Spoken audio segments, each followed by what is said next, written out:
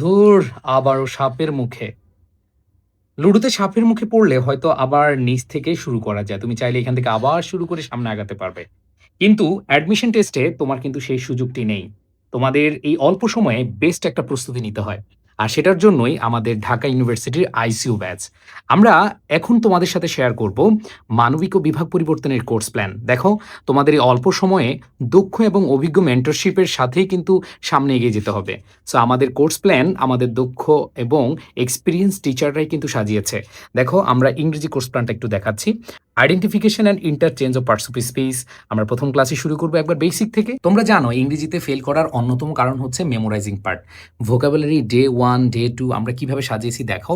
এখানে আমাদের 40 days vocabulary challenge. তোমাদের মেমোরাইজিং পার্টের যে সিনোনিম অ্যান্টোনিম রয়েছে সেগুলো গল্প আকারে আমরা এখানে সাজিয়েছি। তোমাদের অ্যাপ্রোপ্রিয়েট প্রিপোজিশন দেওয়া আছে। দেখো, তোমাদের এখানে গ্রুপ ভার্ব দেওয়া আছে, ফ্রেজ এন্ড ইডিয়মস দেওয়া আছে, তারপরে কারেক্ট স্পেলিং দেওয়া আছে, ওয়ান ওয়ার্ড সাবস্টিটিউশন দেওয়া আছে, তারপর প্রভাবস ট্রান্সলেশন সহ অ্যানালজিও দেওয়া আছে। এরপরে ডে 1 পড়ার পরে দেখো তুমি যা, যা পড়েছো সেগুলোর আবার তোমরা এক্সাম দিবা বাসায় বসে। দেখো এখানে ৫০টা কোয়েশ্চেন। এখানে যা, যা পড়েছো এই ২ পেইজে দেখো এখানে ৫০টা কোয়েশ্চেন তোমাদের জন্য দেওয়া আছে। সেগুলো তোমরা এখানে প্র্যাকটিস করবা।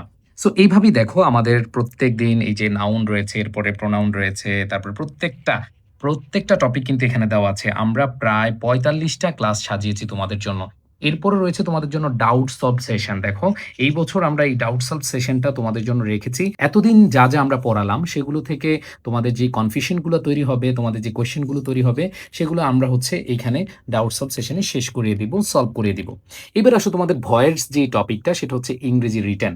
দেখো, ইংরেজি রিটেনে আমরা ৩০টি ক্লাস রেখেছি এবং আমরা দেখিয়েছি যে কোন, কোন টপিকগুলো থেকে প্রশ্ন আসে, আমরা কিভাবে তোমাদেরকে পড়াবো।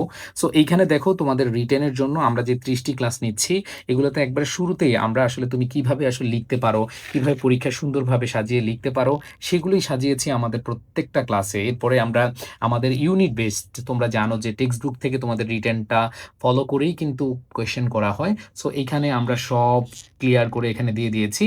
সো এগুলো সবগুলোই থাকবে আমাদের রিটেন কোর্সে। আর বাংলাদেশে এডুকেশনের যে রিটেন কোর্স টিচার, এরা অনেক, অনেক বেশি দক্ষ যা তুমি অন্য কোথাও পাবা না।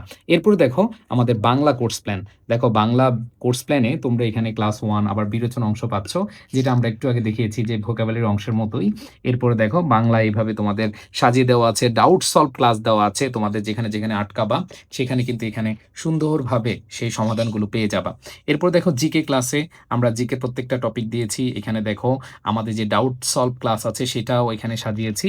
এরপরে দেখো এইখানে তোমাদের প্রত্যেকটা টপিক এমনভাবে সাজিয়েছি আমরা ৪৫টা ক্লাসে তোমাদের শেষ করাবো।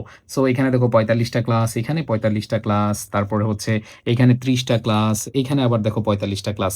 সো তোমাদের পূর্ণাঙ্গ প্রস্তুতি কিন্তু হয়ে যাচ্ছে আমাদের ঢাকা বিশ্ববিদ্যালয়ের যে আইসিইউ ব্যাচ এই কোর্সে। সো তোমরা এখনো যারা এনরোল করোনি, দেখো বাংলাদেশে আরো অনেক, অনেক প্ল্যাটফর্ম আছে, অনেক কোর্স রয়েছে।